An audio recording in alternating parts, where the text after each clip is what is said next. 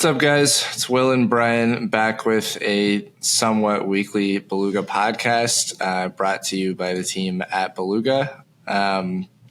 Chris is unfortunately not with us this week, so Brian is filling in. So thank you for joining us today, Brian. You want to give a quick background on what you do for Beluga and maybe some of your time in crypto? Yeah, definitely. So I've been in crypto for about 4 years now. Started when I was in college. Mostly started with NFTs, just trying to make some money on the side, but then kind of just went full-time working into Web3 right after graduation, working at a management consulting company. Now I joined Beluga about 3 months ago as the head of partnerships, and we're here to make crypto investing easier for you. Yes, sir. As always, we will start things off with a bit of a discussion on the majors, which have performed incredibly since we last recorded. I think that was September 11th was the date we last took a look at these. And I mean, Bitcoin has gone up about $10,000 since then. This is it's brought us right to this top of the channel that we've been in basically since the big pump at the end of February. So while things are looking really, really good right now, we can see some nice green on the right side of the screen here.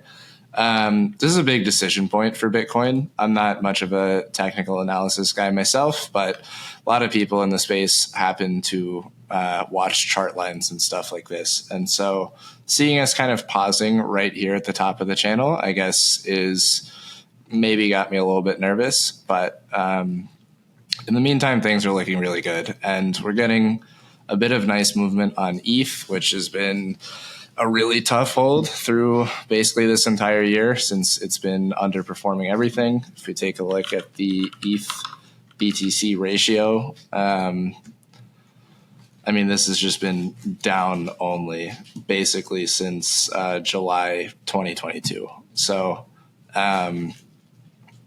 I think I remember seeing there's a legendary trader that goes by Kobe on Twitter. He called a long time ago that the bottom would be around 0.04, which is where we're sitting now. Who knows? I think what we've seen in previous cycles, which if this holds true, who knows? But what we've seen is Bitcoin leads the charge. People make a bunch of money on it. Then it kind of stagnates around a higher all-time high from the previous cycle. And that's when we see altcoins make the run, ETH kind of being included in that bag. I think what's been interesting this time is that we saw altcoins pick up steam actually before it usually happens, which, I think people got used to the way the cycle works, being that what I just described, that Bitcoin pumps first and altcoins run. And so they were trying to front run that movement. But through the summer, I mean, if you were holding basically any altcoin, I can pull up the total market cap of all altcoins in the crypto market. It's been a pretty brutal hold. I mean, this is dropping off from around $800 billion all the way down to lows at $525 billion. So altcoins have been a rough hold, and basically anybody who was trying to front run that cycle movement has lost quite a bit. So I think we might be like kind of back to that regularly scheduled programming. Crypto loves catching people off sides. And I think this summer chop has blown quite a people out of their positions that were trying to be cheeky and front run the way the market works. I don't know if you have any thoughts on that, Brian. I know Solana has been one of the biggest winners this cycle, so that's kind of an outlier to what I was just saying. But yeah. Yeah, like at the end of the day, it has been tough holding altcoins. That has been majority of my holdings throughout this entire time. And while I do have a lot of exposure to Sol, and it's been great seeing the incredible run from all the way at $8 at the bottom, it's just very exciting to see.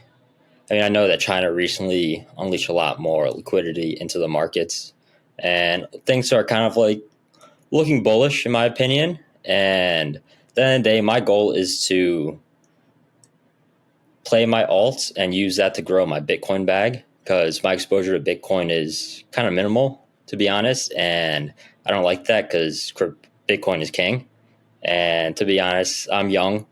My risk tolerance is pretty high, so that's why I'm more exposed to the alts and may have played a little bit more than other people who played a little bit more responsibly. Yeah, I mean, I just think it's really interesting. We're still in a super low liquidity market compared to last cycle, which I think is interesting considering, here, I can pull up the stablecoin supply. But stablecoins, which for anybody who doesn't know, is just any token that is pegged to the price of something. In most cases, it's pegged to the price of $1. So if we take a look at this chart, which is a measurement of basically all registered stablecoins that are on chain in the market, we can see that we're actually getting pretty close to the 2022 peak, which, if you'll remember the way that that cycle was going, we had massive Ponzi schemes that were driving insane amounts of stablecoin minting. So I would personally think about this as even a more real all-time high, so to speak, because we don't have something like Luna, which was a collapsed Ponzi that was generating quite a bit of the stablecoin supply. And you can see around when those things started collapsing, you can see on the chart just how much they added. So anyway, it's a long way of saying, despite the fact that we have what looks like more liquidity on chain, most of these coins are still, especially in altcoins, are still very low volume, and spreads are pretty large across the board. So I'm interested to see, given we've got a bunch of new players in the stablecoin space. I saw Revolut made that announcement recently. But I haven't seen a lot of new kind of high frequency trading firms step in, which are basically the ones who generate highly liquid markets because they're arbing prices back and forth. They cause less price impacts to happen on trades, in theory, at least. But yeah, I mean, it's still a pretty low liquidity environment. I'm just kind of curious to see where things go on this front, but definitely feeling good. And I pulled it up briefly, but for anybody who doesn't know, we started this Beluga public trading wallet account, I think literally at the all-time high in April, which was maybe the worst time to start this. But throughout our DCAing, we are now back at the 100K balance, and portfolio is looking pretty good, honestly. I think I'm happy that our second largest position, Phantom, is now also up the second highest of any of our positions. Blast is kind of an outlier. That was an airdrop. But yeah, it's cool to see kind of my theses with picking up this bag of altcoins. Was twofold. First, I really like the Ethereum ecosystem. It's where I've spent most of my last couple of years in crypto. And I think it's been highly oversold for sentiment reasons, basically, which is quite fleeting. So I went fairly heavy into Ethereum and EVM ecosystem type coins. So that would be Ethereum itself, of course. Arbitrum and Optimism are two of the biggest layer twos. Phantom has an EVM compatible thing, so it's kind of an offshoot. And then, of course, Aave is kind of the king of DeFi, which leads to the second thesis that I think it's DeFi season. And so far, I've only picked up Aave and Curve that fit into that bag. But Aave has obviously performed incredibly since we picked it up, I think, just a month and a half ago or something. It's already up 80%. Curve I just added this week, which you can see down in the commentary below. And it's up 5% since then. So I think those price movements are certainly encouraging. And if I'm right that this is where Bitcoin finally breaks out of that channel and we do reach new highs, I think we're full game on for alt season. And this is kind of, I think, my favorite bag, or collection of bags, rather. So if you're ever interested in seeing, we update this live. I put commentary every now and then. And we'll add the link in the bio for anybody that's interested. But yeah, things are picking up across the board, which is super exciting. I guess to kind of recap stuff that happened last week, a little less serious stuff. Should we get into Iggy? Yeah, definitely. Yeah, let's see. So I don't even really know where to start, to be honest. But pop star Iggy Azalea has come to crypto, and she actually launched a meme coin. 3 months ago, something like that. Yeah, it's like at the start of the summer. And I mean, at first it went like basically every other celebrity coin, that it just went to zero. Everybody called it a scam. And if I remember correctly, I'll pull up the chart right here. Yeah, it's not doing too badly. They're at $116 million market cap right now. And it is basically all themed around Iggy's ass.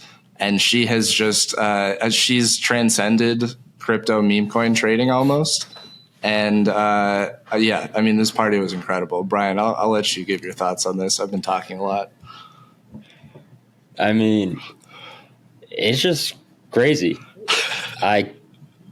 I'm kind of annoyed at myself that I didn't buy the token once, like during the entire breakpoint madness, because everyone was just on the timeline, just shitting on the entire situation, just saying this isn't what we want for like Web3. This isn't good for the ecosystem. And it was just the only thing you could find to be like breakpoint related on the timeline, which was discouraging because like I would have preferred to learn a bit more about like the product updates from all the many teams presenting, but everyone was just going on and on about Iggy Azalea and the mother token. But at the end of the day, it's up since breakpoint probably like over 50, 60%. And she's still talking it down. Like she's doing her thing. I think she put out a tweet like, every time I tweet, the token price goes up. This is so easy. And it really shows how important attention is in Web3 and the current like market that we're in, but also shows just how everyone is still looking for that quick flip, quick buck to make your profit and not really locked in for like technological advancements that are coming out. Yeah, I mean, Breakpoint is supposed to be like the tech conference, right, for Solana. Yeah. And I think the only thing I really heard that came out of it, outside, I guess, D-Bridge announced their token, which is exciting. But the only other thing I heard that came out of it was this Iggy party, which I think is just so on brand for the way that Solana has been this cycle, the home of meme coins. Like, I just thought that was hilarious. So I guess there was like a little bit of real stuff that happened there, because I've seen the way that I'll pull up the Helium chart really quick. But Helium's been performing really, really strongly off the back of this conference. And really throughout the last couple months here, looks very different from most of the other altcoin charts. And for anybody who doesn't know, I think Helium is the largest P-pin protocol in all of crypto, right? And they happen to be built on Solana. So one of the big chats that they had at Breakpoint was this big kind of D-pin keynote, which put Helium with some of the other D-pin tokens on Solana. And since then, they've all performed really, really well. So I think despite the fact that meme coins have been the big narrative that have driven price action on Solana, it is cool to see this D-pin movement, because it's one of the not to sound too negative, but as far as things that make money in crypto, it's one of the most legitimate use cases that we've found so far, is this idea of kind of decentralized information gathering. In the case of Helium, it's a decentralized mobile hotspot service. You can basically use it as a cell service provider. But there are other cool ones as well. So I think it's cool to see Solana getting traction there, because, you know, it's all well and good to be super cheap and have really high throughput and all of that. But if it's just being used to trade meme coins, like, what's the point? So the fact that it's being implemented in real world solutions like this is super cool. Brian, I don't know if you have any thoughts on Helium or the others, but I think Deepin's cool. Yeah, definitely. I'm a big fan of Deepin, and I'm a really big fan of how like Solana Foundation has positioned themselves as like a big partner and supporter of all Deepin projects. It seems like many different Deepin projects that were once built on other chains like Polygon, Arbitrum, elsewhere, they're all migrating to Solana because they see Helium has kind of taking the crown as like leading this Deepin charge on Solana. So many other projects are following along.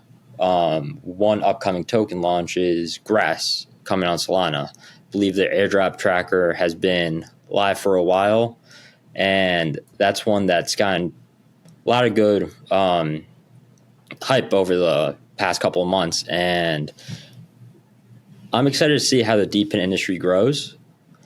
But yeah, of course, I'd prefer to see the focus and interest from all the community members on Solana be more focused on projects like this rather than so much focus on all the meme coins. Because at the end of the day, that's just straight gambling, and we got too much of that in the world already. Yeah, no, I tend to agree. Although I do. I wonder if there's a MOODENG chart up on any of these yet. That chart's crazy. Yeah. So, Jesus Christ, look at this 3-hour chart. That's insane. Yeah, I totally missed this one, so I'm just going to make comments as a bystander. But I have had 7 normies, I think, text me about this MOODENG meme coin, which is after. I'll pull up the actual Twitter page for anybody who hasn't seen it. But it's basically just this cute little baby hippo, and it has infected the normie audience. I mean, I haven't seen. I don't remember maybe ever seeing an actual meme coin account getting like views and engagement like this. It is entirely transcended meme coins, which is actually honestly cool to see. Like, we need normies so badly, and seems like this one is getting them. I think it's at like $250 million market cap now. Insane. Yeah, look, the UFC even made a tweet about it. It's ridiculous. From their official account. So, like, granted, meme coins are gambling. I fully believe that. But I think even the big gamblers in like the normie side of things have been avoiding meme coins, and now that's kind of changing. So that's cool. Yeah. And I know sorry, go on. I was going to say, I do think it's going to be something that's going to onboard a bunch of people. Like all my normie college friends, like the one thing I can get them in for crypto with is meme coins. They're like, this is hilarious. Yeah, I'll join for this, but like talking to them for months previously, like they wouldn't budge at all. Yeah. So like I am excited to see people come in for it, but we just got to make them stick around and know that there's like actual cool stuff happening on chain that you can go ahead and use and put your profits into, because you don't want to be fully allocated to meme coins like I'm sure a lot of these new people are. Yeah, I mean, I feel like a lot of the Solana traders that I know are like very heavy allocated into meme coins, like 80+%.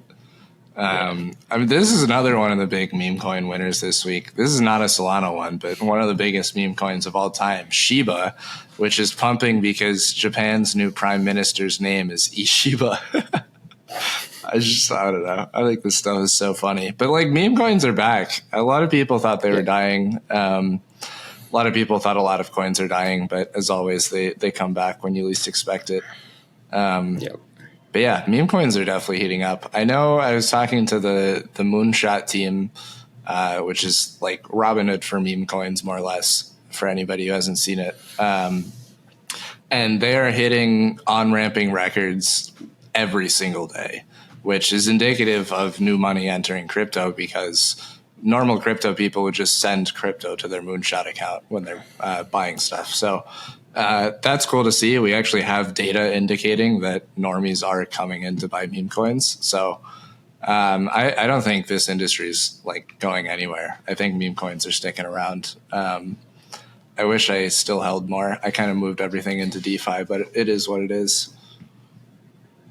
I've still got some exposure to my meme coin bags that I've just been holding for a while, but I definitely did scale back around like after that Japan carry trade happened. I like reorganized my portfolio, put my head down, just like made sure I had my bags appropriately and like my confident ETH plays, Sol plays.